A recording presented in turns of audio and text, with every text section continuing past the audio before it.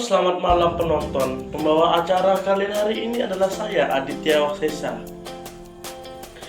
Pada malam hari ini saya akan membahas lapisan bumi bagian 1, atmosfer. Biarkan saya menjelaskan atmosfer. Atmosfer adalah lapisan gas yang mengeliputi bumi dari permukaannya sampai jauh di luar angkasa. Ketinggian atmosfer di antara ketinggian 0 km di atas permukaan tanah hingga pada ketinggian sekitar 560 km dari atas permukaan bumi. 1. Lapisan atmosfer. Atmosfer bumi dibagi menjadi 2 bagian, dari atas dan bagian bawah. Bagian bawah terdiri atas troposfer dan stratosfer. Bagian atas terdiri atas mesosfer, termosfer, dan eksosfer. Tentu saja semua lapisan yang saya sebutkan memiliki karakter sendiri, berbeda-beda yang saya akan sebutkan. 1. Troposfer. Troposfer adalah lapisan paling bawah yang paling penting bagi makhluk hidup. Oleh karena pengaruh gravitasi, troposfer merupakan lapisan yang paling rapat yang mengandung 80% dari massa seluruh atmosfer. Kejadian-kejadian cuaca seperti pada lapisan ini. Lapisan stratosfer terbentang dari 0 hingga 15 km dari permukaan bumi. Suhu permukaan bumi 120 derajat Celcius, dan semakin ke atas suhu semakin berkurang. Suhu troposfer pada ketinggian 15 km mencapai negatif 56 derajat Celcius. Kedua, stratosfer. Stratosfer berada di atas lapisan troposfer. Lapisan ini terbentang pada ketinggian 15 hingga 50 km dari permukaan bumi. Pada lapisan ini tidak ada uap air dan sedikit sekali terbentuknya awan. Lapisan ozon berada pada lapisan ini, yaitu pada ketinggian 25 km ke atas. Berbeda dengan troposfer, semakin tinggi permukaan lapisan stratosfer, suhu udara semakin naik pada lapisan ozon, suhunya negatif 50 derajat.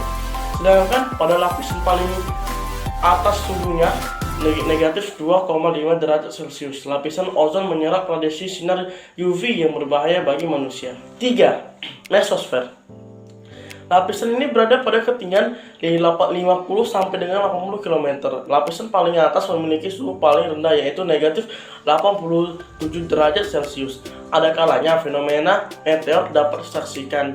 Fenomena ini menunjukkan seolah-olah meteor melintasi bumi lalu menghilang. Sebenarnya yang terjadi adalah meteor menuju bumi, setelahnya terbakar habis. Lapisan yang membakar habis meteor disebut mesosfer. Ini adalah salah satu gambar rekayasa fenomena meteor terjadi di mesosfer. 4. Termosfer. Lapisan termosfer berada pada ketinggian 80 hingga 500 km. Lapisan ini sering juga disebut sebagai lapisan ionosfer. Dalam lapisan ini terjadi ionisasi partikel gas membentuk plasma yang mengandung ion-ion positif dan negatif.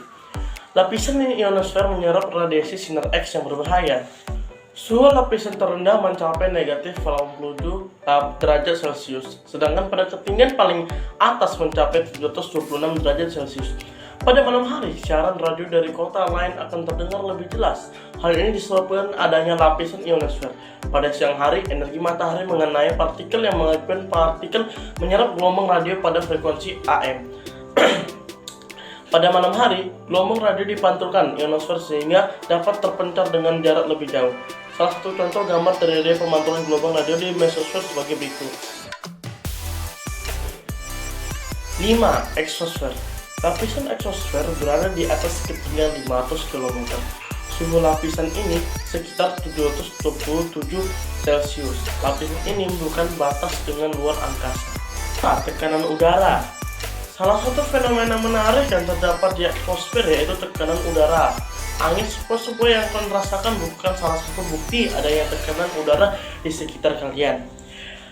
Angin terjadi karena adanya perbentukan tekanan udara. Angin tertiup dari daerah yang bertekanan udara tinggi ke daerah yang bertekanan udara rendah.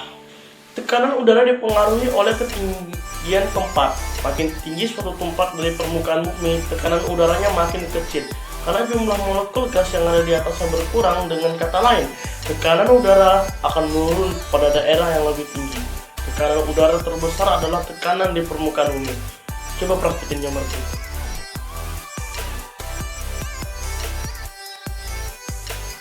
Oleh karena gas bergerak ke segala arah, tekanan udara mengarah pula ke segala arah. Kalian tentu masih ingat salah satu sifat gas, bukan? Ya, gas atau udara menekan ke segala arah.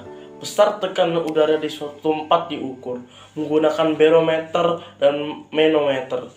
Barometer untuk mengukur tekanan udara di tempat terbuka, sedangkan manometer untuk mengukur tekanan udara di ruangan tertutup. 3. Lapisan ozon. Salah satu bentuk energi radiasi matahari adalah sinar ultraviolet, sinar UV. Apabila paparan sinar UV terlalu besar dan mengenai kulit, akan menyebabkan kerusakan kulit serta terjadi kanker kulit. Akan tetapi, sinar UV dapat diserap oleh lapisan ozon.